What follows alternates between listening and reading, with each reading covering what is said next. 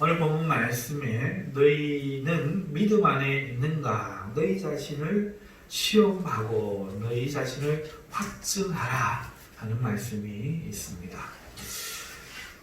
그러면서 예수 그리스도께서 너희 안에 계신 줄을 너희가 스스로 알지 못하느냐? 그렇지 않으면 너희가 버리운 자니라. 이렇게 또한 말씀합니다.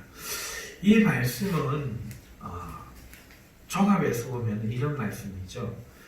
우리가 믿음 안에 있는 것이 바로 예수 그리스도께서 우리 안에 계신 거예요. 예수 그리스도께서 우리 안에 계시면 우리는 믿음 안에 있습니다. 다시 말하면 예수 그리스도는 없는데 우리가 내 신념으로 저 바다를 건널 수 있어 라든지 나는 하나님 사랑하신다고 믿어 라든지 이러한 신념으로 내가 대하면 그것은 올바른 믿음이 되지 못해요. 그래서 어떻게 되는가 하니까 버리운 자가 되어서 악을 행하고 선을 행하지 못합니다. 여기서 악을 행한다는 것은 우리 기독교의 역사 속에서 드러난 것 같이 초대나 중세 시대에 교회가 하나님의 이름으로 많은 악을 행했던 바로 그 악입니다. 사람들을 잘못 인도하는 것이죠. 잘못된 교리를 가르치는 것입니다. 장님이 장님을 인도하는 것과 같습니다. 말로는 하나님을 경외하지만 그 행위로는 하나님을 경외하지 않는 사람들, 곧 그들은 예수님 당시에 유대인들, 바리새인들, 서기관들이었고 그전에는 최초로 인류에서 하나님 앞에 잘못된 신앙의 예배를 지냈던 가인과 같은 가인의 후손들이에요. 그러나 그 안에 예수님이 계신 사람은 자기의 신념, 자기의 확신, 자기의 이해를 가지고 행하는 게 아니라 내 안에 예수가 있으니 어쩔 수 없는 거예요. 배가 고픈 사람이 밥을 먹어야만 하고 갈증난 사람이 물을 마셔야만 하는 것처럼 정말 피곤한 사람, 졸려온 사람이 눈꺼풀이 천근만근 되어서 내려오는 것처럼 그렇게 내 안에 계신 예수는 안 계신 것과 같이 그냥 아무런 차이와 변화 없이 있을 수 없다는 거예요. 내 안에 예수가 계시면 그 예수님 때문에 우리는 선을 안 행하려고 해도 선을 행할 수밖에 없다. 이 믿음 안에 있는 거예요. 오늘 그 예수를 사랑하는 그 예수의 사랑을 받는 이 믿음 안에 있는가?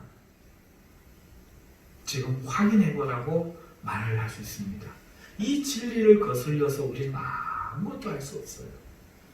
예수 그리스도인이 되는 것은 신념이나 지식으로 되는 것이 아니라 그가 나 같은 죄인을 찾아와 내 안에 계시는 것, 의하여 나 같은 것을 사랑했는지, 의하여 나 같은 것을 택하여 주셨는지, 의하여 나 같은 것을 불러주셨는지, 의하여 나 같은 것을 믿게 하시는지 나는 알 수 없지만 내가 베드로같이 주님을 처음 만나가도 그를 부인하고 버렸던 사람, 내 잘난 척하기 위해서 바다에도 빠졌던 사람, 예수님 멱살 붙잡고 그리 할 수 없다고 외쳤던 사람, 그 예수님을 모른다고 저주하며 3번이나 부인했던 사람, 예수님이 부활했으면서도 그 예수님 버리고 다시 갈릴리로 나 같은 사람이라 할지라도 오늘 내 앞에 찾아오신 주님을 보니 어찌 내가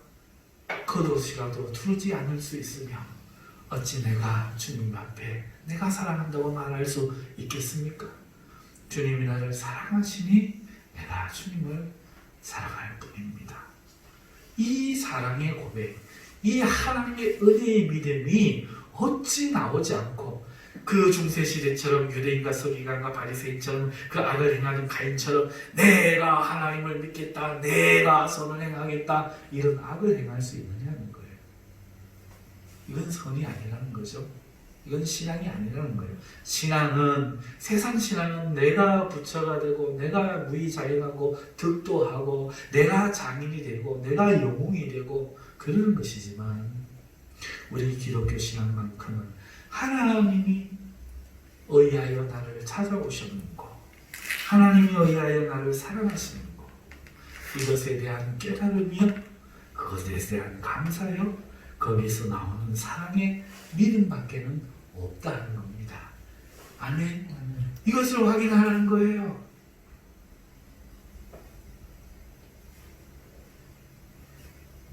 내 행위를 점검하라는 얘기가 아니라 그 사랑이 내게 있는가, 그 주님이 내 안에 계시는가, 이것을 점검하라는 거예요.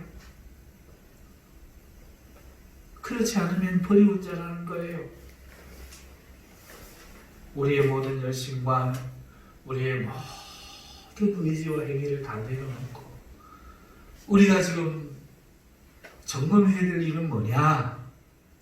그 예수님께서 내 의지의 대상이 아니라 내가 그의 사랑이 되어 있는가, 사랑의 대상이 되어 있는가, 그가 나를 놓지 않으시는가, 오늘까지도 나를 끄고 계시는가, 내가 잘못된 길로 가려고 할 때마다 그가 나를 붙드시고, 지은 것은 죄밖에 없는데 그가 나에게 은혜를 베푸시고, 그렇게 나를 사랑하고 계신 강력하고도 끊을 수 없는 이 하나님의 사랑이 오늘 내 안에 있는가, 이것이 바로 우리의 믿음이라는 거예요. 이 믿음 앞에 우리는 하나님을 경외할 수밖에 없고 사랑할 수밖에 없다는 거예요. 하는 게 아니라 밖에 없는 겁니다. 자, 오늘의 이 말씀을 고린도후서 13장의 말씀을 금요일은 강의하지 않아요. 강의하지 않아서 오늘 대략 그 의미를 여러분들에게 말씀드리고, 오늘은 너희들 하듯이 이 본문의 이 내용을 기반으로 오늘 우리가 살펴볼 것은, 그렇기 때문에 우리의 존재의 이유와 의미가 무엇일까? 너희 믿음을 시험하고 너희 자신을 확증하라 하신 이 말씀 앞에 오늘 우리는 정말 성도로서 과연 잘 살고 있는 것일까? 여기에 대해 말씀을 드리고자 해요. 사랑하는 성도 여러분, 예수님이 내 안에 계시면 그것을 부인할 수가 없고 그것을 가둘 수가 없죠.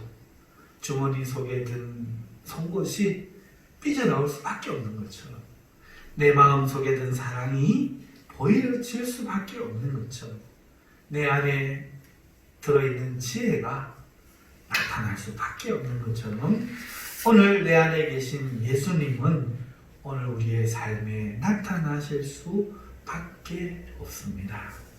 그러니 오늘 그 예수님으로 인해서 사는 삶, 우리의 성도의 삶이 과연 맞는가, 잘 살고 있는가 하는 거예요.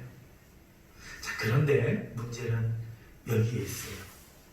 무슨 문제가 있는가 하니까 바로 거짓 진리와 속임이죠. 여러분, 분명히 예수님이 내 안에 계시는데 드러날 수밖에 없는데 때때로는 드러나지 않고 잘못 드러나거나 이상한 현상이 벌어지기도 한다는 거예요. 어떤 경우에 그런 일이 일어나느냐? 이해 부족이죠. 잘못된 믿음이죠. 예를 들어가지고 하버드생들에게 최면수를 걸었던 한 예화를 제가 소개한 적이 있을 거예요. 그 세계 최고의 그 지성인들, 청머리가 좋은 사람들을 학문이 아니라 믿음의 문제를 건드렸어요. 최면술에서 지금부터 당신은 원숭이가 됩니다. 지금부터 당신은 개가 됩니다. 레드썬 하니까 그만 그 사람들이 달기대에서 꼬꼬대 그러면서 막 다니고 왈왈왈 짖고 하는데, 이게 가관도 아닌데, 지식의 문제가 그 사람을 바꾸는 게 아니라 믿음의 문제가 그 사람을 바꾸더라는 거예요. 우리 안에 계신 예수님이 우리를 바꾸어야 되는데 우리가 체면을 걸어놓은 거예요.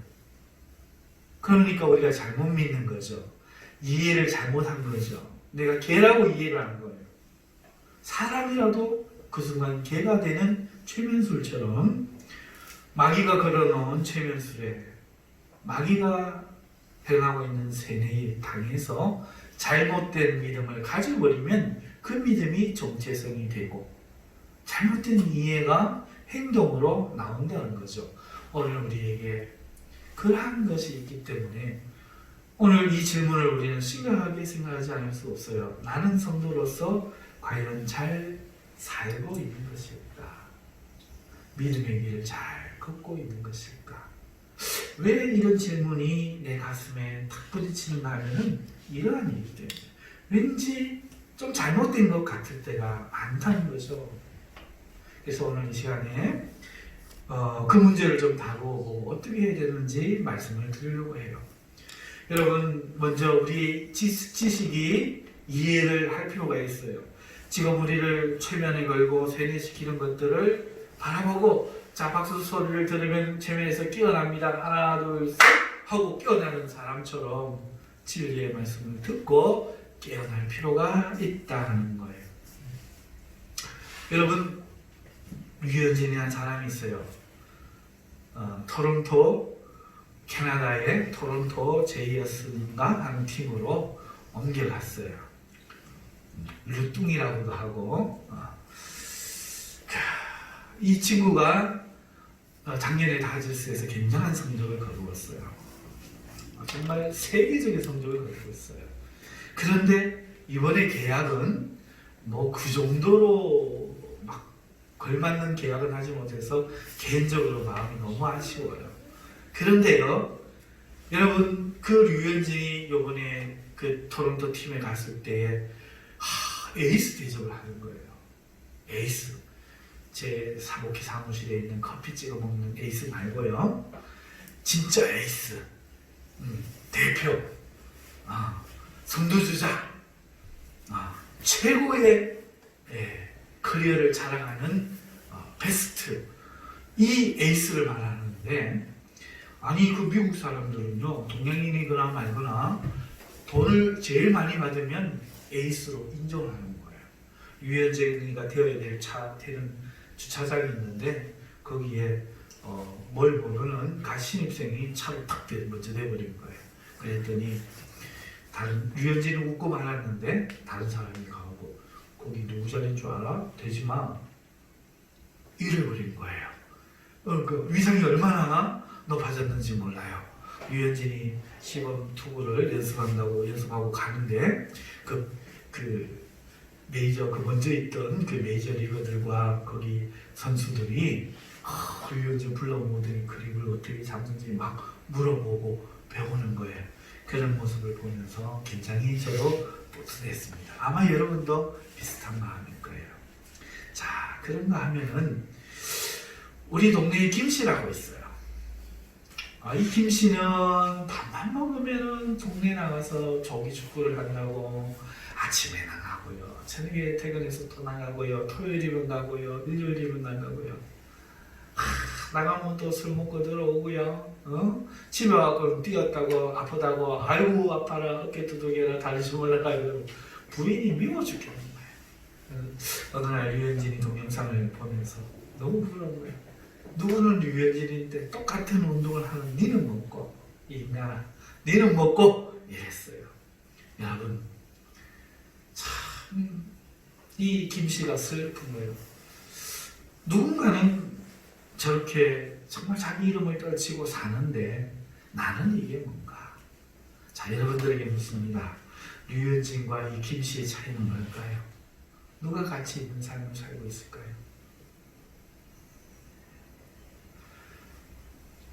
한쪽에는 돈을 엄청나게 받고 운동 게임을 하고 한쪽에는 돈을 지출하면서 운동하고 게임을 하죠. 돈을 받으면 가치가 있어질까요? 세계적으로 이름이 뛰어나면 가치가 있는 인생이 되고 잘 사는 인생이 되고 동네 축구나 하면서 살면 별 볼 일 없고 무가치한 사람이 될까요? 아닐 거예요. 가만히 생각해 보세요. 아닐 거예요.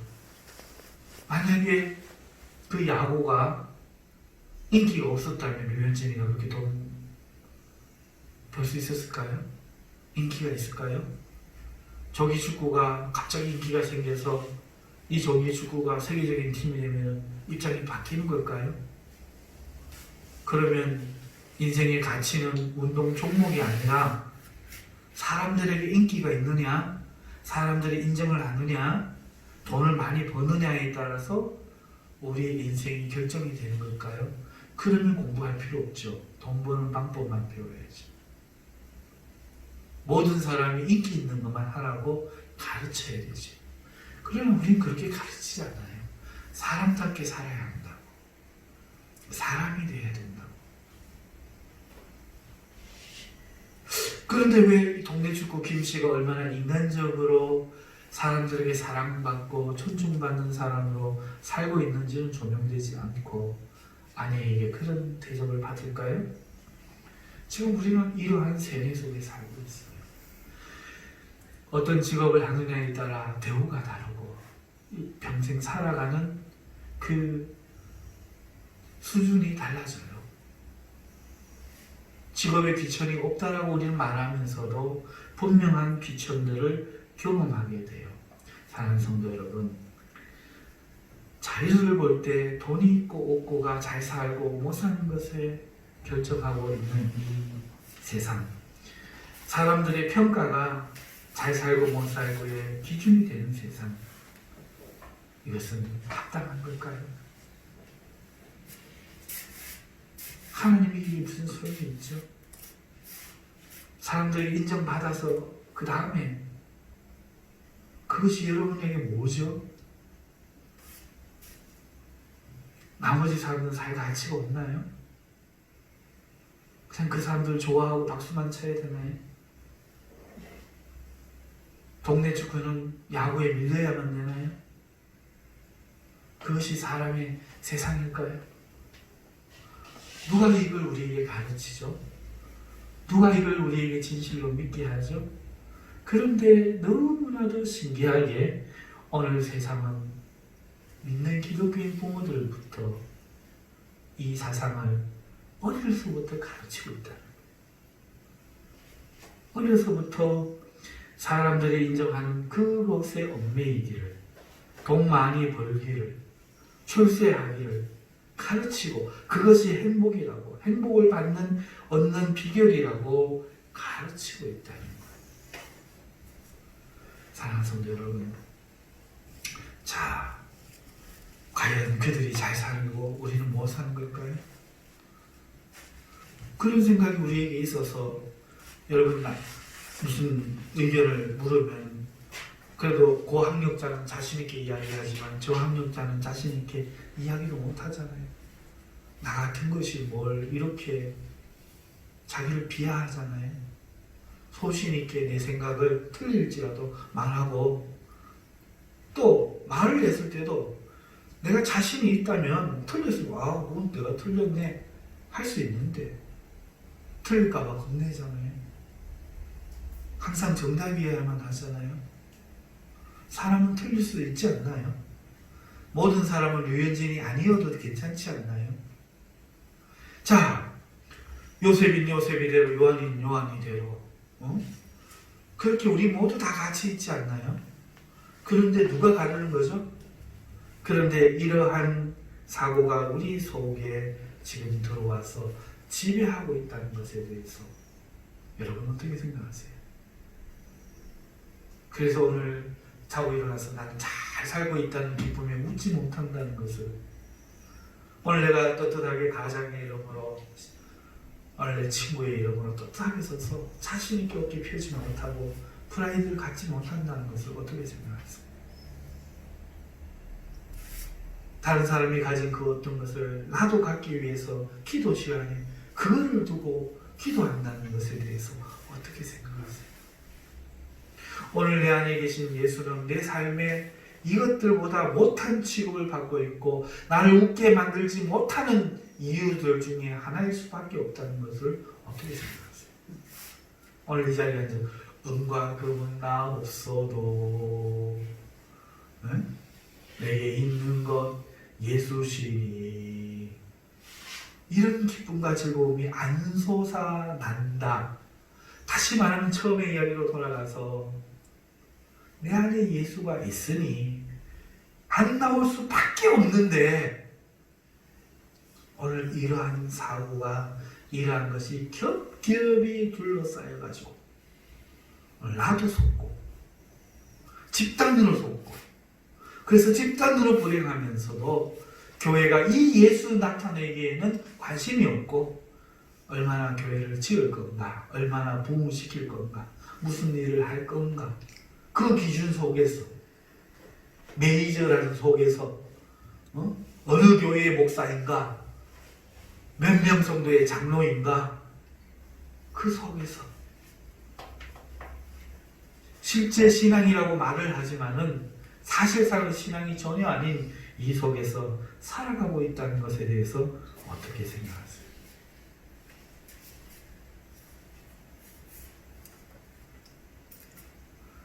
이것이 우리에게 가장 먼저 바꾸어져야 될 일입니다. 아멘이죠? 아멘이죠. 자, 그러면 무엇이 우리의 삶을 평가할 수 있는가? 이것을 이제 우리는 묻지 않을 수 없죠. 누가 우리의 삶을 평가할 수 있습니까? 하나님입니다. 여러분, 저 스피커의 기능은 누가 평가하죠? 스피커를 만든 사람이 평가하죠. 목적이 뭡니까? 소리를 들려주는 거죠. 그렇지 않습니까? 네. 저걸로 제가 호두를 깨먹을 수도 있지만 결코 호두 깨기는 아니에요. 저것의 기능은 스피커를 만든 사람의 의도, 그것이 평가하는 것인 것처럼 오늘 우리를 잘 산다, 못 산다 평가하시는 분은 하나님이고 그 스피커의 기능은 어떤 것이 있어야 된다는 그 규칙은 하나님의 말씀이죠. 오늘 우리가 하나님의 말씀대로 살고 있으면 우리는 잘 사는 것이요, 그렇지 않으면 잘못 사는 겁니다. 아멘입니까? 이것이 우리가 먼저 회복이 돼요. 하나님이 어떤 인생에 어떻게 말씀하시느냐, 이게 먼저 갖추어지는 것이 레드선, 최면에서 깨어나는 첫 번째 길이라는 거죠. 인생이 무엇인가? 나는 어디서 와서 어디로 가는가? 나는 누구인가? 이 대답을 성경에서 찾는 것이 기독교인이 가장 먼저 해야 될 일이에요. 청소, 봉사, 여러 가지 예배도 해야 되지만 가장 먼저 해야 될 건 나는 누군가? 도대체 나는 어디로 와서 어디로 가는가? 나는 어떻게 살 것인가? 무엇을 할 것인가? 이거에 대한 대답을 세상이 주는 그 체면에서 깨어나서 성경에서 찾아 믿음으로 붙드는 그 사람을 우리는 성도라고 부르고, 그것을 알고 하나님의 말씀대로 사는 것을 잘 산다, 나는 지금 잘 살고 있다 말할 것입니다. 우리에게 그 축복이 있기를 주님의 이름으로 축원합니다. 자, 그러면은 하나님은 우리 인생에 대해서 무엇을 원하실까? 복잡한 철학 얘기는 제가 지금 이 시간에 할 수가 없어요. 물론 그것을 하면 너무너무 좋을 거예요. 하지만 시간 관계상 그렇게 할 수가 없고, 대략적인 거 한두 가지씩만 이야기를 성경을 통해서 해보겠습니다. 하나님은 우리 인생에 과연 무엇을 원할까? 물론 에덴 동산 타락 이전의 삶을 우리가 생각할 수도 있겠지만 그거 내려놓고 우리는 그 경험을 못했잖아요. 지금 우리는 타락 후의 삶만 경험하고 있잖아요. 자, 그 고비를 우리 대신 했던 사람이 성경에 있습니다. 누군가요? 바로 솔로몬입니다. 삶이란 무엇인가? 인생은 무엇인가? 하나님은 누구인가? 어떻게 사는 게 맞는가? 지혜는 무엇인가? 고민하고 고민해서 그가 쓴 책이 있는데 바로 잠언과 전도서예요. 특별히 전도서는 인생에 대한 고찰이라고 말을 할 수가 있어요. 잠언 3장에는 솔로몬이 본 인생이 들어있습니다. 우리 어렵지 않아요. 시편, 잠언, 전도서니까 우리 전도서 3장으로 한번 가보십시다. 전도서 3장으로 한번 가셔서 우리 솔로몬이 인생에 대해서 어떻게 고찰했는지 한번 보십시다. 자, 구약성경 950페이지 정도에 있어요. 제가 가진 성경 950페이지 정도에 보면은 잠언 전도서 3장이 있는데 1절에서 22절까지의 내용이 있어요. 자, 먼저 우리가 살펴볼 것은 1절에서 8절의 내용인데, 인생에 대해서 솔로몬이 이 전도자가 이렇게 탐구를 했습니다. 범사에 기한이 있고 천사 만사가 다 때가 있나니, 뭐가 있다고요? 기한과 때가 있다. 범사, 모든 일에는 항상 그렇게 되는 게 아니라 기한이 주어져 있더라. 그 다음에 천하 만사에는 항상 그 기한을 언제나 할 수 있는 게 아니고 할 수 있는 때가 있고 하고 싶어도 못하는 때가 있더라 하는 거예요. 그것을 1절부터 8절까지 그 두 갈식으로 전해놨어요. 1절의 결론을 이야기하고 그 이해를 8절까지 기록해놨죠. 날 때가 있고 죽을 때가 있으며, 자, 언제나 나는 게 아니다. 나는 것도 때가 있다. 또 죽는 것도 때가 있다. 심을 때가 있고 심은 것을 뽑을 때가 있으며, 죽일 때가 있고 치료할 때가 있다. 부정적인 것도 때가 있고 긍정적인 것도 때가 있다. 심은 것을 뽑아야 되는 때도, 말도 안 되는 때도 있다. 응? 울 때가 있고 웃을 때가 있고 슬퍼할 때가 있고 춤출 때가 있고, 그게 인생이다. 돌을 던져버릴 때가 있고 돌을 거둘 때도 있고, 했던 질 또 하고 또 하는 그런 때가 있다는 거예요. 안을 때가 있고 안는 일을 멀리할 때가 있고, 찾을 때가 있고 잃을 때가 있으며, 지킬 때가 있고 버릴 때가 있습니다. 자, 보세요. 이렇게 8절까지 말하면서 사랑할 때, 미워할 때, 전쟁할 때, 평화할 때가 있느니라. 만사에는 때가 있고 그 때도 기한이 또한 있더라. 이렇게 말하는 거예요. 마음대로 되는 것이 아니라는 거죠. 인생이라는 것이. 우리가 이 세상에서 돌아가기 때문에 여기에서 벗어나지 못하는데, 우리의 인생은 이 때와 기한에 지배를 받고 있더라. 이걸 먼저 이야기하는 거예요. 내 마음대로 되어지지 않더라 한 후에 이 때에 대한 결론이 9절에서 11절에 나와요. 일하는 자가 그의 수고로 말미암아 무슨 이익이 있어요? 자, 때가 되어서 일을 할 수 있고, 때가 되었기 때문에 또 일을 하게 되었는데, 그가 수고해서 그 일한 그 이익이 무슨 그 수고가 이익이 있으랴 말합니다. 하나님이 인생들에게 노고를 주사 애쓰게 하신 것을 내가 보았노라. 붙들려고 해서 붙들어지는 것도 아니요, 안 붙든다고 또 영 안 오는 것도 아니요. 참으로 이상한 이 모든 것들은 그 수고들, 죽으려고 해도 죽을 때가 돼서 죽고, 사랑하려고 해도 헤어질 때는 헤어져야 되고, 자, 이러한 것들을 볼 때에 그 수고들이 무슨 이익이 있겠느냐마는, 하나님이 인생들에게 이러한 고단한 힘든 고통 일들을 주셔서 우리로 애쓰게 하신 것을 보았다. 누가 이 주체냐? 하나님이다. 인생을 살피면서 솔로몬이 지금 보고 있는 것은 하나님이 이 일들을 하고 있다는 것을 깨달았다는 거예요.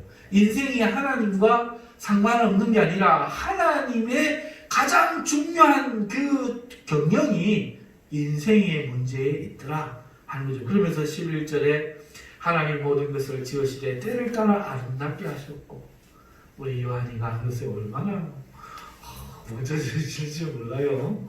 우리 요셉이가 오늘 마음이 의젓해졌어요. 4학년 때하고도 또 많이 달라요. 조금만 있으면 우리 요한이가 조금만 언제 5년만 지나면요 16이지? 좀 있으면 충성! 이러면서 막 군에 가고 멋진 나를 지킨 국군 아저씨가 되어 갈 거예요. 능금하고 건강하고 반짝반짝하고 머리가 돌아가고 센스가 빠르고, 보면서 나도 저럴 때가 있었는데 싶은 그날이 곧 아마 올 거예요. 지금도 멋있지만 여러분, 때를 따라 하나님이 아름답게 하셨는데, 그럼 나는 때를 따라 하나님이 늙게 하시는 거죠. 이러면서 하나님이 사람들에게 영혼을 사모하는 마음을 주신 거예요. 영혼을 사모하는 마음을 주셨는데 이게 뭘까? 때가 뭘까? 시간을 보면서, 기간을 보면서, 때를 보면서 영혼에 대한 소망이 돋아나는 것에 그 목적이 있더라. 육신을 사는데 육신의 삶의 목적이 아니고 영혼을 바라보게 하려고 하나님 이렇게 하시더라. 인생의 종착지가 어디냐? 왜 이런 일들이 있느냐? 하나님이 도대체 뭘 하고자 하시는 거냐? 잘 사는 인생이란 뭐냐?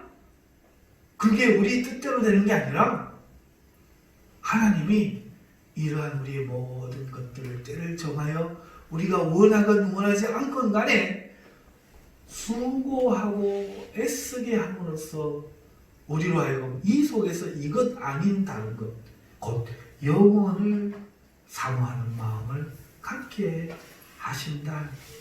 그러므로 하나님이 하시는 일의 시종을 사람이 측량할 수 없다. 이렇게 말씀합니다. 하나님 도대체 무슨 일을 하시는지 지혜자가 볼 때 깨달았는데 보통 사람들이 볼 때 이거를 측량하지 못하게 하셨다. 이 때와 기한을 통해서 인생을 바라보며 하나님의 경륜에 대한 이 솔로몬의 결론이 바로 그거예요. 영혼을 향한 것이었다라고 말을 한 거죠. 그러면서 인생에 대한 솔로몬의 평가는 12절과 13절에 있어요. 자, 측량할 수 없는 하나님의 경륜과 하나님의 의도를 깨달으려고 하니 그건 쓸데없는 짓이다. 주제넘은 짓이다. 백세가 황새에 따라가다가 가랭이가 쭉 찢어지는 격이다. 그러니 그러지 말고 뭐 하면서 살아야 되겠느냐? 그것이 12절 13절 나와요. 그럼 무슨 말이냐? 사람들이 살 동안에는 딴짓하지 말고 그저 기뻐하면서 선을 행하는 것이 좋아. 이것보다 더 나은 것이 없는 줄을 내가 알았어. 우리가 할 수 있는 우리 삶에 제일 좋은 건 뭐냐? 선을 행할 수 있는 것을 그냥 깊게 아이고 누구 도와줄 수 있게 됐네. 아이고 돈 빌려줄 수 있게 되었네. 아이고 밥 사줄 수 있게 되었네. 아이고 칭찬해줄 수 있게 되었네. 선을 행할 수 있는 것을 기뻐하며 하는 것보다 인생이 더 중요한 게 없다. 두 번째, 사람이 먹고 마시는 것과 수고함으로 낙을 누리는 것이 하나님의 손. 이야, 오늘 먹는 거 하나님께서 이 맛있다. 아이고 먹는 것밖에 뭐라는 이비를 검토가 공부를 그리해라. 공부를 그리해. 이게 아까 이야기한 마귀의 세뇌고요. 성경은요, 이거 지금 니 더 먹어라. 맛있지? 히 목사님도 너희서 이래가면서 같이 말아 먹고 하나님의 선물을 누리고 이보다 더 나은 게 없다. 그러니까 오늘 고생해서 버는 돈 벌었잖아요. 그거 가지고 같이 먹고 마시고 누리고 또 누구 도와줄 수 있으면 도와주고 그저 내 삶에 이거 잘하는 게 하나님의 뜻이 무엇이건 경륜이 무엇이건 그거 생각하려고 하지 말고 인생을 생각하려고 하지 말고 이것을 바라보고 나아가는 게 인생의 가장 보람있고 가치 있는 일이다 하는 것이죠. 아멘. 자, 그런데 여기서 반전이 또 나옵니다. 자, 그렇게 인생을 살면 되는데 반전이 14절부터 반전이 나와요. 무슨 반전이 나옵니까? 이렇게 사는 그 삶에 인간의 행위는 의미가 없고 하나님의 행하심만 있다 하는 것이 나와요. 14절에 보면은 하나님께서 행하시는 모든 것은 영원히 있을 것이라 그 위에 더할 수도 없고 그것에서 덜할 수도 없나니 하나님이 이같이 행하시는 사람들이 그의 앞에서 경외하게 하려 하시는 줄 내가 알았도다. 하나님 행위 위에는 더할 것도 없고 덜할 것도 없어요. 그래서 하나님은 경외하게 하기 위해서 이렇게 하시는 거예요. 이제 있는 것이 옛적에도 있었고 장래에도 있을 것도 옛적에 있었나니 하나님은 이미 지난 것을 다시 찾으시고 하나님이 새 것을 주지 않으시고 이것을 옛날 사람이나 지금 사람이나 장래 사람이나 똑같이 경험하게 하고 계신다는 것을 깨닫는다는 거예요. 그러니 이것이 이거 기쁘면서 선을 행하고 살고 수고하고 얻은 것들을 함께 먹고 마시면서 즐거워하는 것이 인생은 그렇게만 살면 될 줄 알았는데 이 솔로몬의 말이 뭔가 좀 삐딱하게 가는 거죠. 왜? 해봐야 뭐 별 의미가 없어. 하나님 하시면 끝인데 뭐 거기다 더할 수도 없고 뺄 수도 없는데 뭐 이 지금 마음으로 지금 이야기를 한다는 거죠. 그러면서요 또 다른 반전이 16절부터 시작이 됩니다. 무엇인가 하니까 바로 악의 문제가 인생에 끝이 없이 있다는 이 문제를 딱 제시하는 거예요. 16절에 가면은 내가 해 아래에서 보건대 재판하는 곳 거기에도 악이 있고, 재판하는 곳이 뭡니까? 정의가 바로 드러나야 되는 곳이잖아요. 그런데 거기에 뭐가 있다? 악이 있고 정의를 행하는 곳 거기에도 악이 있도다. 내가 내 마음속으로 이르기를 의인과 악인을 하나님이 심판하시리니. 야, 의인과 악인은 하나님이 심판하시는데 이는 모든 소망하는 일과 모든 행사에 때가 있으면, 자, 하나님이 때가 있는데 어떻게 이 악이 있느냐? 하나님 심판하시겠지? 심판하실 때가 있겠지? 그런데 계속 반복되는 거야. 18절에 내가 내 마음속으로 이르기를 인생들의 일에 대하여 하나님이 그들을 시험하시리니 그들이 자기가 짐승과 타락이 없는 줄 깨닫게 하려 하시니. 야, 저 조국 같은 사람, 벼락을 맞고, 저 문재인 같은 사람 벼락을 맞고 막 이러고 할 줄 알았는데, 조국이는 옛날에 이완용이가 되어서 또 있었고, 그 이완용이는 조선시대에 무슨 또 있었고, 또 가만 보니까 그 악이라는 문제가 시대와 모든 사람의 역사 속에 있더라는 거죠. 인생 가운데 있더라는 거죠.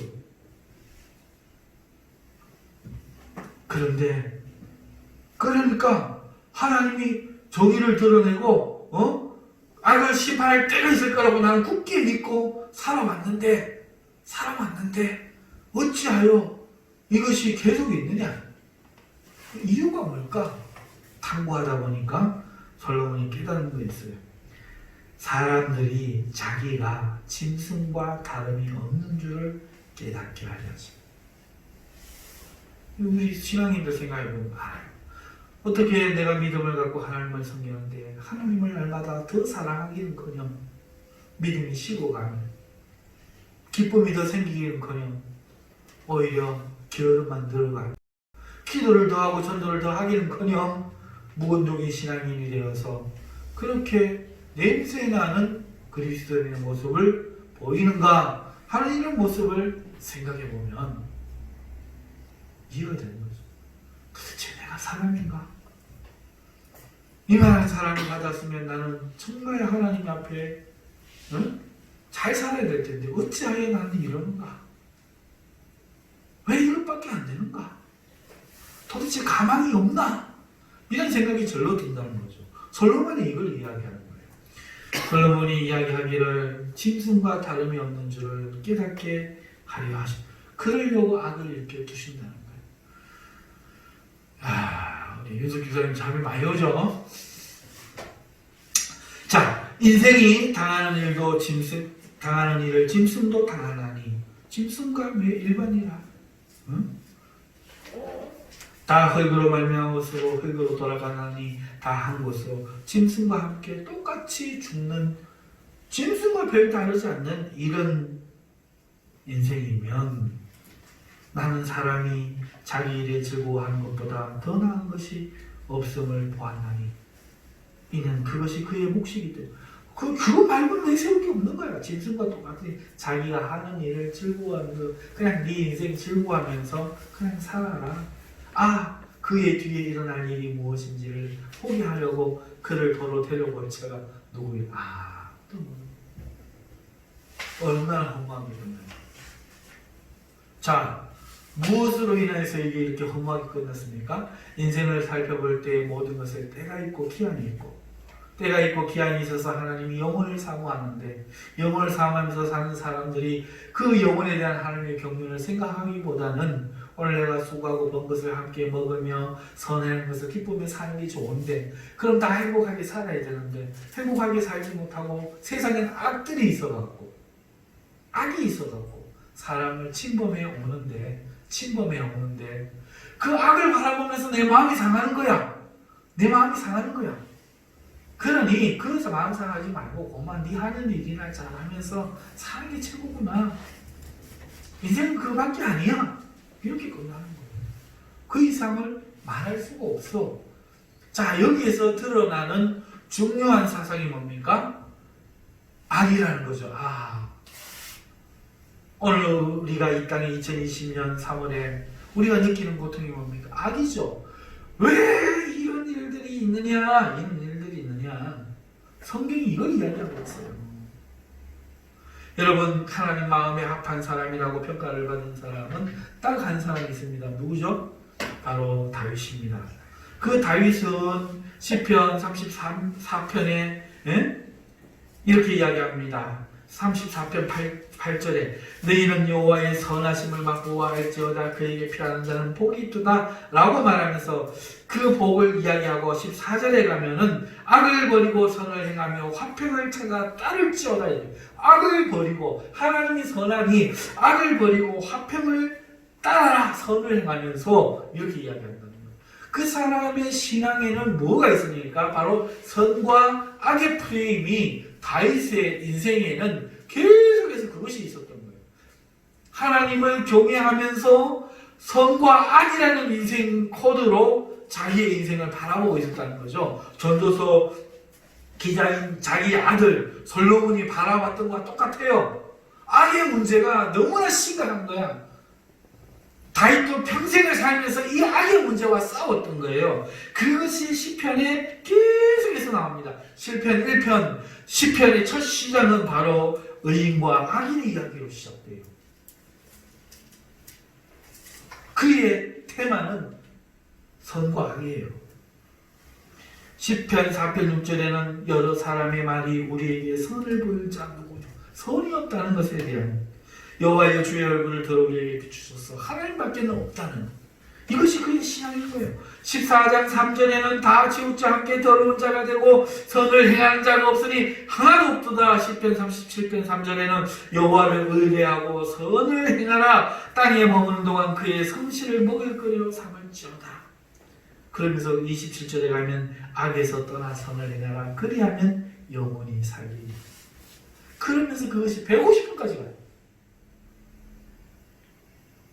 자, 이 세상에서 가장 지혜롭던 사람이 인생을 살펴보고 결론을 하고 악이 있는데 뭘 내가 뭐 생각하고 할게 뭐 그냥 내 주어진 인생이라고만 암소리 말고 즐겁게 살면 이렇게 끝나는데 그의 아버지인 다윗이 평생을 모든 시편에서 선과 악의 문제를 고민하는데 오늘 우리는 선과 악을 고민하며 사나요? 여러분 어떠신가요? 도대체 선은 뭐고 도대체 악은 뭐고 고민하면서 사나요? 지금 제가 뭔 이야기하고 있죠? 우리가 성도로서 잘 산다는 것이 뭔가? 그동안에 우리는 평가를 돈을 많이 벌고 인기를 얻고 사람들이 가치를 인정해주는 그 속에서 세뇌당해서 그것을 가치 있는 인생, 잘 사는 인생으로 살았는데 성경은 뭘 말하고 있다고요? 그 선과 악을 결정하는 것이 그 잘 살고 못 살고를 결정하는 것이 어디에 있다고요? 선한 삶이냐 악한 삶이냐. 그러므로 오늘 우리가 선한 삶을 살면 우리는 잘 사는 것이요, 악한 삶을 살면 잘 못 사는 것이요. 근데 우리 고민이 그건가요? 똑같이 인기 있는 좋은 대학, 인기 있는 직장, 인기 있는 유명 출세한 사람 되는 거에 우리가 목적을 갖고 살아가지 않나요? 그리고 우리 자신도 스스로 그렇게 평가하지 않나요? 여러분, 오늘 지금 우리 이 세상의 문제로 돌아갑시다. 특별히 2020년 이 3월에 오늘 우리는 우리 사회의 문제를 생각해보지 않을 수가 없습니다. 성도가 선과 악을 생각해야 된다면 오늘 이 세상의 악과 선을 생각해보지 않을 수가 없습니다. 저는 어젯밤에 한 유튜브 채널에 의사가 나와서 고발하는 내용을 봤어요. 작년이었죠. 수능 기간만 되면 여고생들이 성형수술을 수능 성형이라고 하더라고요. 밖에서 서울에 그 삐끼라고 하는 사람들이 무수히 광고를 뿌리고 한 그것을 따라서 간대요. 영상을 보여주더라고요. 빨개 벗겨가지고요. 놓고요. 그 의사가 수술을 하는 게 아니고 아무나 들어와서 그걸 막 재고 찔러도 보고 하는 거예요. 그런데 훈시를 하고 나가요. 뭐라고 훈시? 야, 잘못되면 살리려고 하지 마.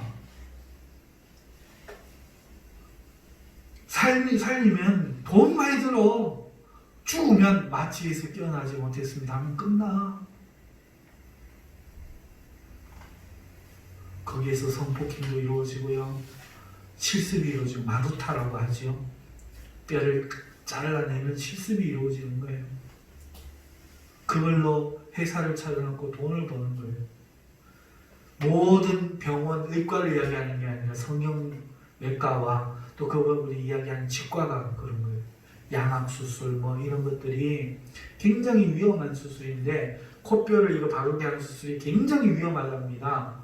그런데 그런 수술을 자격도 없는 사람이 큰 병원에서 레지던트를 통해서 다 한 개 한 개 정교하게 배워야 될 것들을 그렇게 해놔놓고 사무실을 차려놓고 엄청나게 하고 있고 한국을 성형 강국으로 바꾸고 있는데 의료사고 얼마나 나는지 몰라요.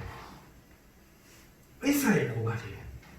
시사기획 창이라고 KBS에서도 보도한대요.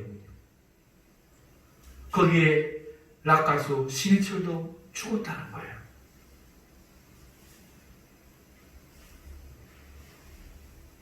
살아난 사람들이 죽을 줄 알고 신고도 안 하고 나눴다가 죽을 때쯤 되면 119 타고 하다 죽겠다 하고 보내놨는데 한 청년이 살아나가지고 말했기 때문에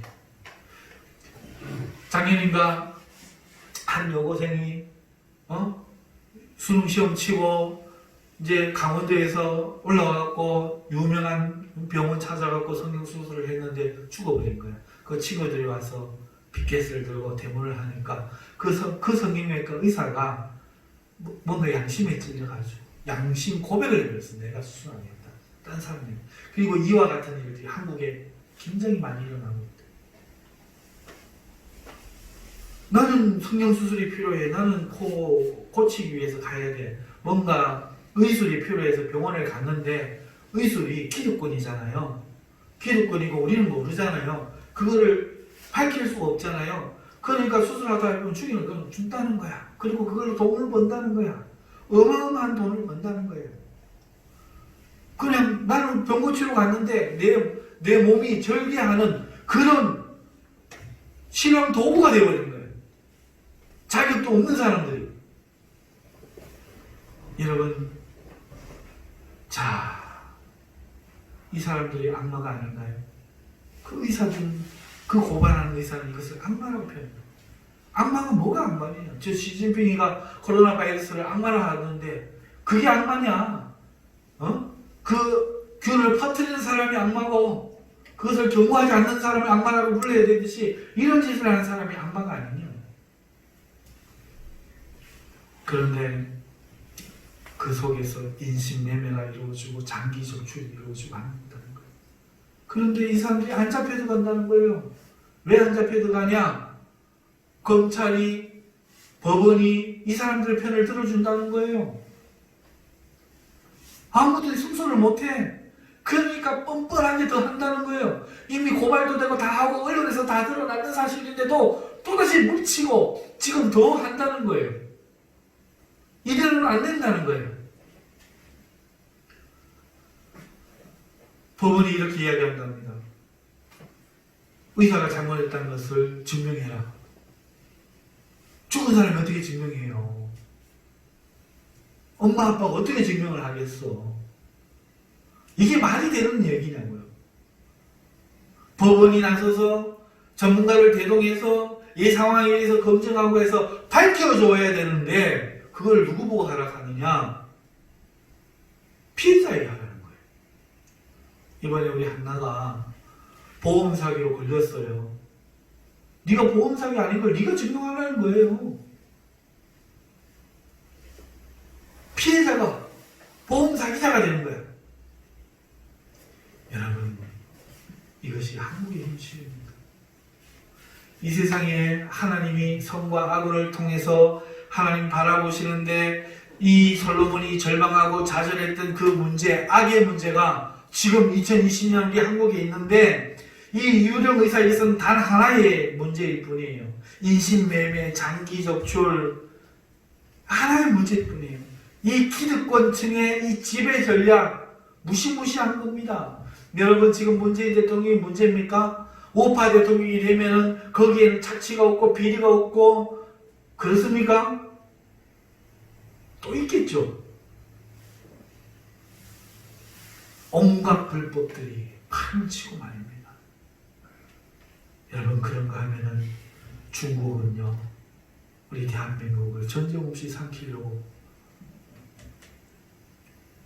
천안 충청도에 그 땅을 자기들 사람으로 채우기 시작하고 광주 이 전라도 쪽에 땅을 사들이고 협력도시를 맺어가지고 사람들을 이주시키기 시작했어요. 제주도의 땅 중국인들이 가장 많이 갖고 있어요. 왜 그렇습니까? 이제는 한족 7만 명이 와서 대한민국 말을 대학 수준으로 하는 사람들이 7만 명이 정부에서 돈받으면서 한국에서 여론을 만드는 거예요. 50만 명의 조선족이 한국에 들어와서 대한민국 여론을 조작하고 있는 거. 문재인 대통령은 지금 지지하면서 그러니까 우리가 아무리 많아도 나는 한 명인데 저기는 57만 명이야. 거기서 중국에서 50만 명 이상의 사람들이 또 응원하는 거예요. 그러니까 문재인 대통령을 응원합니다 하는 그 국민청원이 하루에 이틀에 100만이 올라가거든요. 우리 국민들은 다들 야 한국 사람들 생각이 다들 저런가 보다 생각하고 있었는데 그게 아니라 중국이 우리나라를 꼭두가시로 만들고 마음대로 하기 위해서 지금 작업을 하고 총 없는 전쟁을 하고 있대요. 근데 우리나라는 태연하게 거기에 휘둘려서 전라도 가서 전라도 사람이 문재인 대통령 지지율을 조사하니까 문재인 잘하고 있나요? 못하고 있나요? 찍어주세요. 잘하는 이유가 아이 몰라 그냥 문재인이 아니요. 문재인 있게 전라도 있게 이만하면 잘하는 거지. 무조건 지지인 거예요. 지금 중국에서 어떻게 하고 있는지도 모르고 여러분 이 중국과 패권국의 침략 여러분 미국은 안 그랬나요? 미국은 안 그렇나요? 그런데 똑같진 않아요. 중국은 우리를 다 죽이는 거고요. 미국은 우리를 그래도 이용하면서 협력하는 거고요. 그러나 자기들 이익 찾으려고 하는 거는 똑같아요. 자, 여러분 보세요. 한양에 가면은 눈 뜨고 코베에 간다 하는 그런 세상이라는 그 말이 지금 우리가 있는 이 땅에 의사를 믿을 수 없고 경찰을 믿을 수 없고 검찰을 믿을 수 없고 법원을 믿을 수 없고 대통령을 믿을 수 없고 국민을 믿을 수 없는 사람 살려고 그래도 나와보지 않는 불이야 그래야 쫓아나오는 여기에서 이 문제가 지금 무슨 문제죠? 악의 문제죠. 오늘 내가 하루 그냥 뭐 오만 거 생각하지 말고 솔로몬이 이야기한 것처럼 네가 하는 일이나 열심히 하고 잘 먹고 잘 살고 그게 최고요. 다른 거 생각하지 마. 하고 싶어서 그렇게 하고 싶은데 할 수 있냐는 거. 하긴 내 중요한 거예요. 그저 선을 행하고 하면 되는 건데 그냥 성경수술 받으러 갔을 뿐인데 내 몸을 째고 하다 피가 나니까 뭐 흡혈증이 피를 빨아본 거죠. 피가 한 개도 없어요. 피 다 흘리고 없는 거야. 이러는데도 덮어버리고 죽은 시체가 수천 구가 쌓여가는 얼마나 죽었는지 아무도 몰라. 그 원혼들이 떠든다는 거예요. 두렵지도 않냐는 거예요. 안 두려운 거예요. 그게 돈이 돼요. 살아보니까 이거 아무것도 아니네, 인간들 이거. 여기 있는 사람들 중에 누구라도 병원에 가갖고 고쳐준다고 생각했지 실험할 거라고 어떻게 인간으로서 그럴 수 있을 거라고 생각을 했겠냐는 거예요.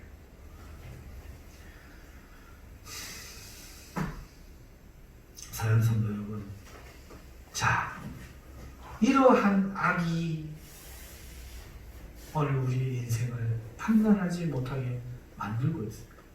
그런데도 우리는 선이 무엇인가, 악이 무엇인가 아무런 고민도 없이 살아간다는 거죠. 하나님이 어떻게 하시겠어요? 하나님이 어떻게 하실 것 같습니까?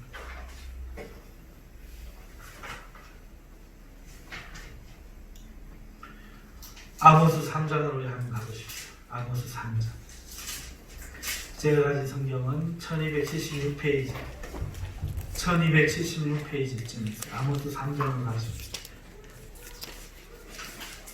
아모스 3장으로 가십시오.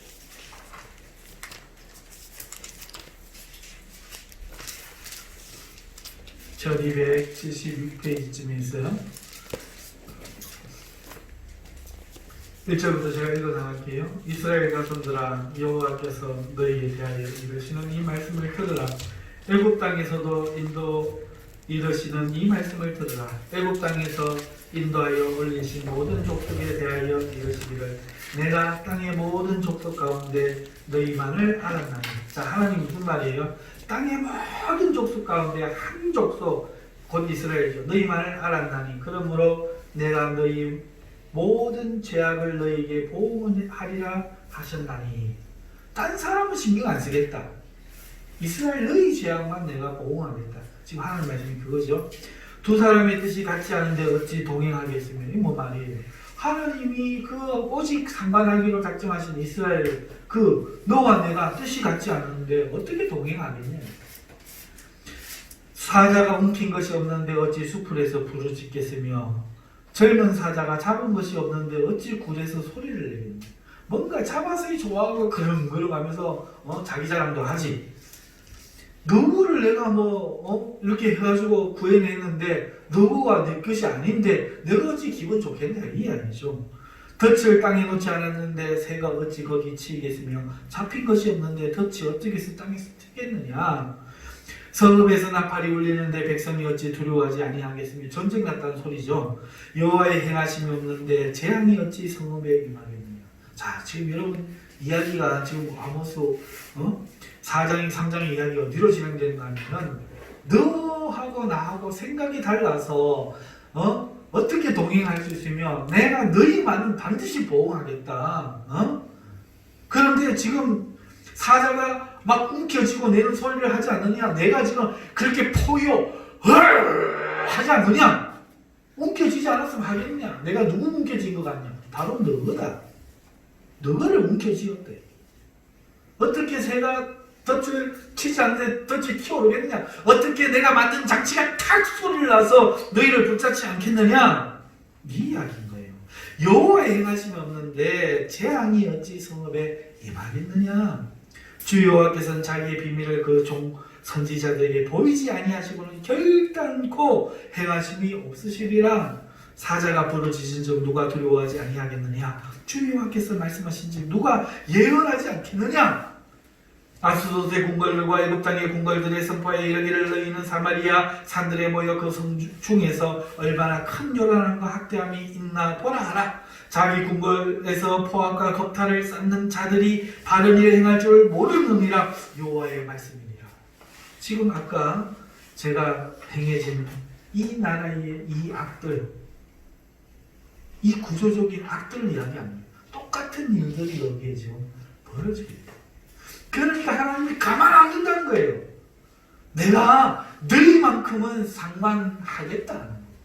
반드시 많은 민족 중에서 너희 하나만을 내가 상관하겠다 이야기하시는 거죠.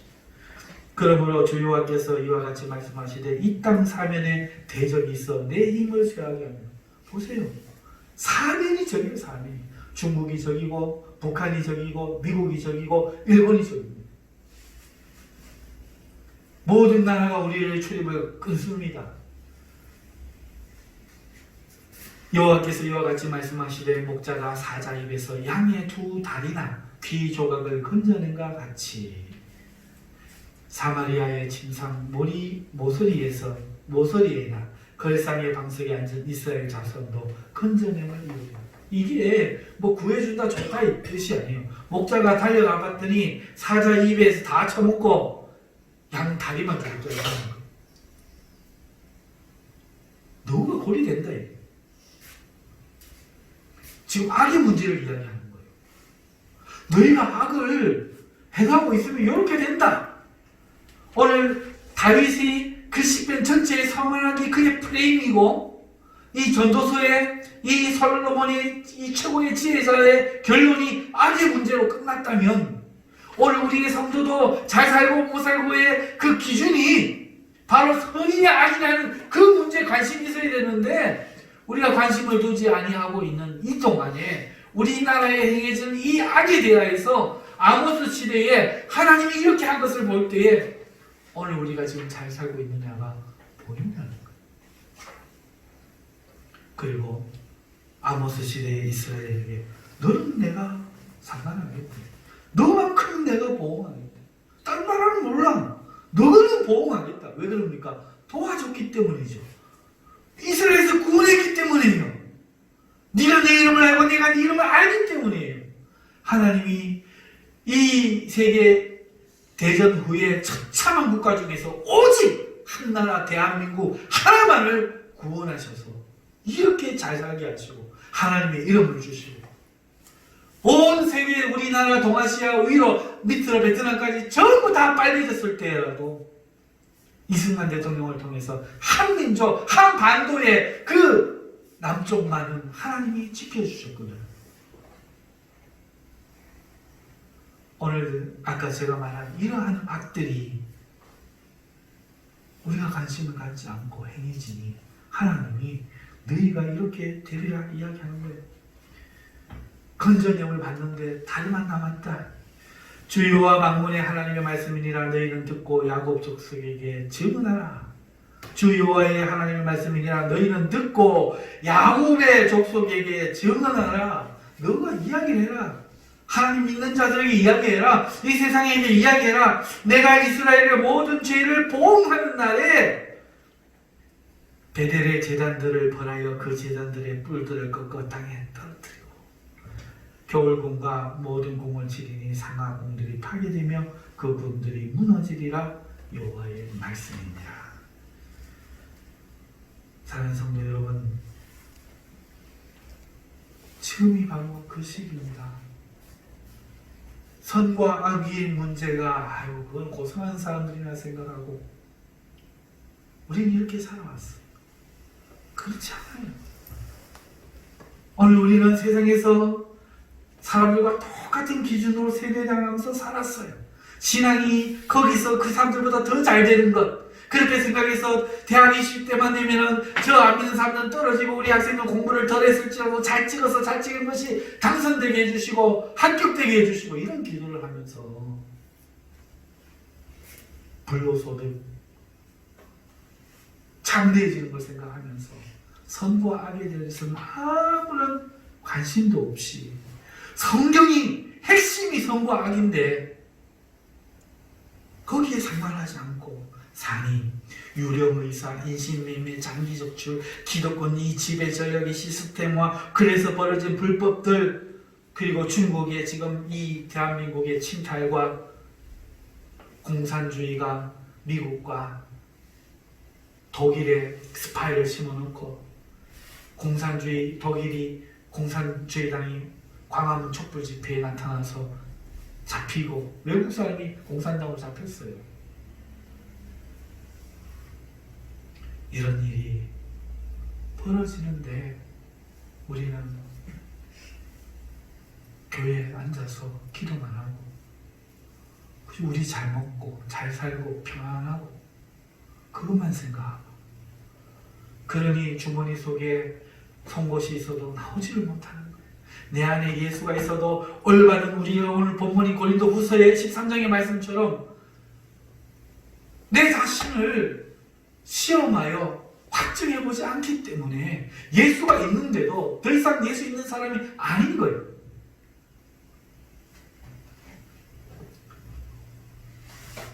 시험하여 확증하라는 말이 뭐겠어요?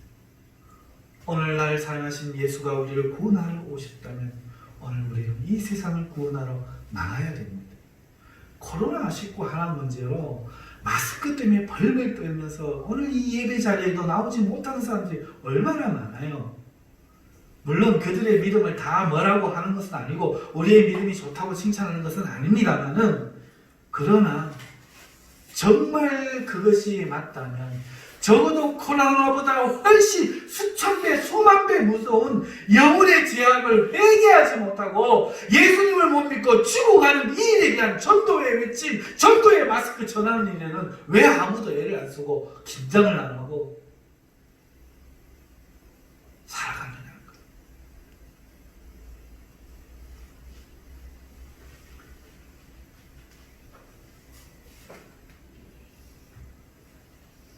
악이 있는 한 너희에게는 평화가 없다. 솔로몬이 전도서 3장에 말한 이야기가 이 이야기인 거예요. 누가 있어서 갔다가 와서 보여주랴? 너 그만 그 앉아서 아이고 잘 먹고 잘 살고 오늘 내 하는 일을 즐거워하고 있으면 되겠냐? 그 계속 가겠지? 그 이야기를 솔로몬이 한 거잖아요. 교회만 그래 아이고 나는 괜찮아 신천지 문제를 하고 있으면 괜찮겠지. 하나님이 뭐라고 이야기합니까? 목자가 사자에게서 양이 2다리 건져내 남은 게 그게 다니까 귀 조각 양귀가 많네. 너희가 고같이 되니까 악을 그대로 내버려 두면, 그런데도 오늘 선을 행하고 살며 먹고 마시는 것을 즐기며 내 하는 일이나고만 신경 쓰지 말고 열심히 하면서 사는 것에만 관심을 갖고 있는 무리들아, 악이 있는데 지금 솔로몬이 말하는 그 이야기, 그리고 아모스의 경고가 이야기하는 그 이야기, 악이 있으니 너희가 회개하지 아니하면 이렇게 되리라 하시는 이 말씀이 오늘 우리에게 응했다 하는 거예요. 왜 하나님이 대한민국을 버렸다고 제가 지난해부터 설교를 해왔는가 하면 이런 이유예요. 도무지 뼈쳐지질 않아. 도무지 마음이 강팍한 마음이 하나님 앞에 너가 이가 떨리고 뼈가 떨리던 그 회개의 움직임이 일어나질 않아. 기도를 해도 좀 애를 그냥 쓰다가 그 가는 게 다고 아주 심각해요. 말을 한번 하는 게 다고. 여러분, 이번에 이제 총선이 있습니다. 지금 우리는 자유민주주의 위기를 겪고 있어요.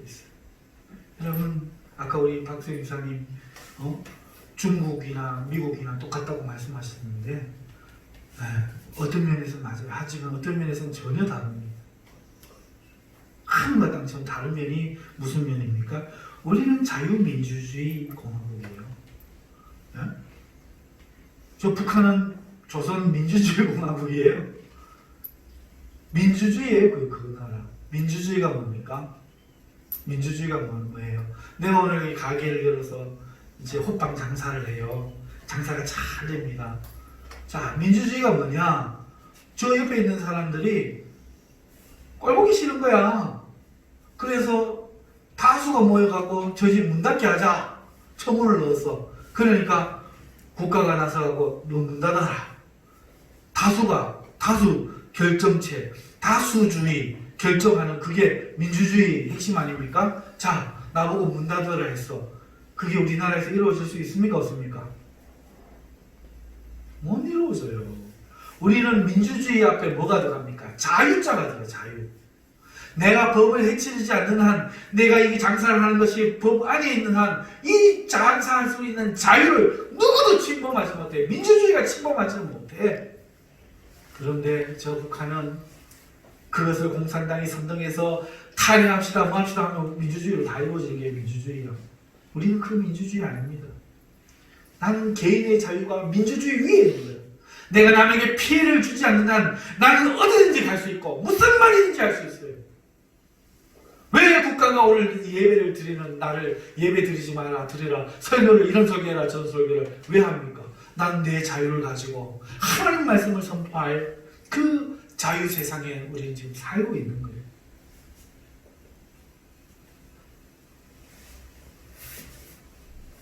그런데 민주주의로 법을 악법도 법이라고 만들어 놓으면 우린 그 법을 깨트릴 원전에 있는 거예요. 그것을 거부하고 법이 틀렸다고 말하고 헌법을 개정하고 자유를 수호하는 이 자유민주주의 속에서 우리가 살아가는데 지금 대한민국의 많은 사람들은 민주주의로만 알아요.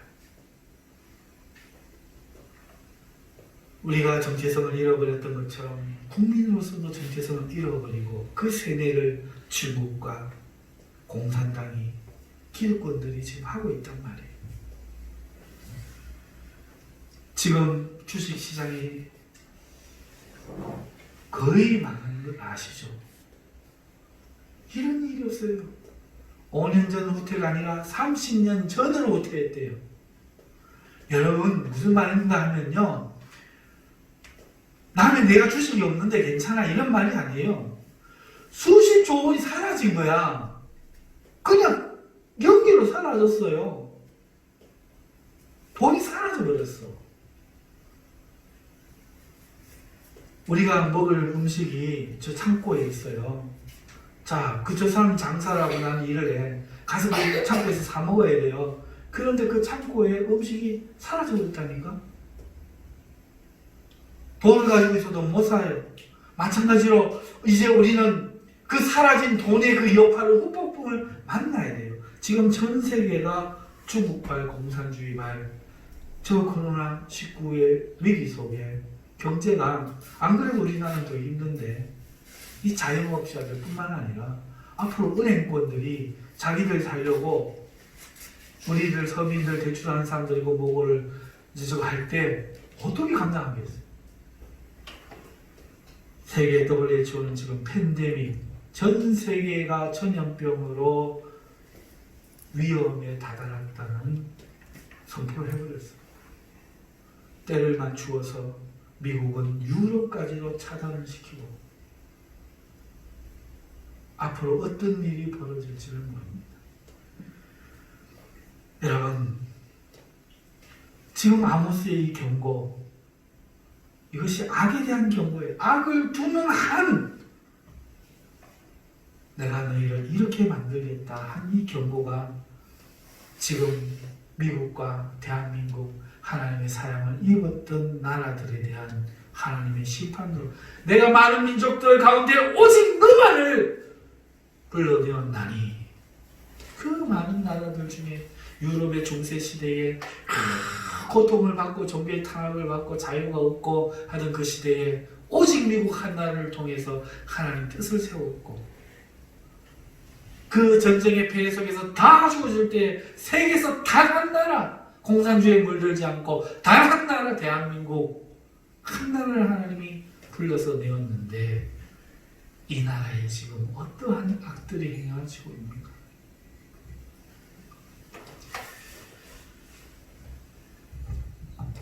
우리는 이번 총선에서 혹여 승리를 한다고 해도 자유민주주의를 수호하기 위해서 우리는 싸워야 돼요. 자유민주주의를 수호하기 위해서 공산주의 속에서는 기본 예배도 드릴 수 없고 다르게 할 수가 없어요. 우리가 활동할 수 있는 여력이 없기 때문에 자유민주주의 수호를 위해 싸워야 돼요. 두 번째, 총선은 승리한 후에 정권을 잡았는 그 기득권들의 정의를 시현하기를 우리는 요구하고 달려들어야 돼요. 광화문에서 앞장섰던 그리고 주축을 이뤘던 기독교인들이 또다시 기득권을 잡고 정치를 주무르는 것을 우리는 허용하면 안 돼요. 우리는 예배하는 자리로 돌아가야 되고 세상의 소금과 빛이 되는 자리로 돌아가야 되지 절대로 그 자리에 머물러 있으면 안 돼요. 그런데 틀림없이 그렇게 될 거란 말이에요.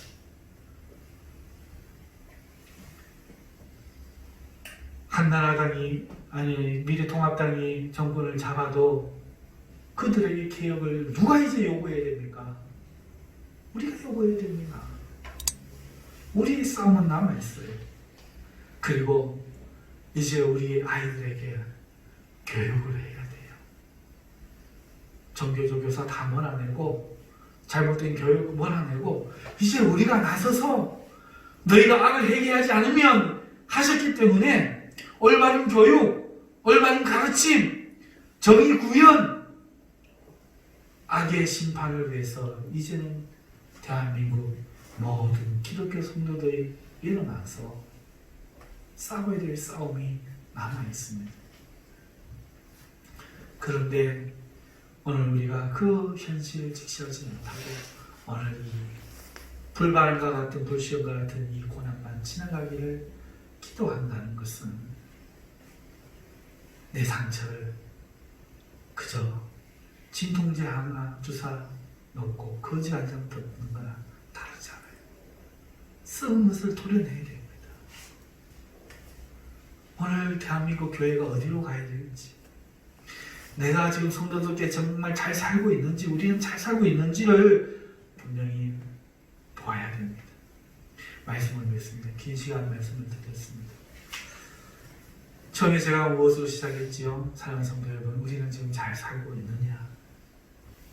혹시 우리가 세상 사람들처럼 그 기준에서 살고 있지 않느냐? 그렇게 세뇌당해 있지 않느냐?